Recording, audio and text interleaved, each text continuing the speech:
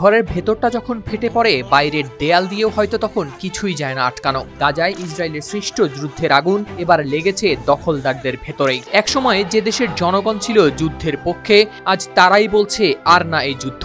ইসরায়েলের বিরোধী দলীয় নেতা ইয়ার লাপিদও দিয়েছেন এক বিস্ফোরক বার্তা। এই যুদ্ধে আর নেই জনগণের সমর্থন। তিনি জানিয়েছেন, ইসরায়েলের প্রতিটি যুদ্ধই টিকে ছিল একটি শর্তে, জনগণের আস্থা। কিন্তু এখন সে আস্থা নেই যুদ্ধের লক্ষ্যেও, নেই নেতৃত্বের প্রতিও। ফলে তার মতে যুদ্ধ থামানোর সময় এসেছে, জিম্মিদের ফিরিয়ে আনার এখনই সময়। ইসরায়েলি সংবাদ মাধ্যম টাইমস অফ ইসরায়েলের প্রতিবেদনেও উঠে এসেছে সেই চিত্র।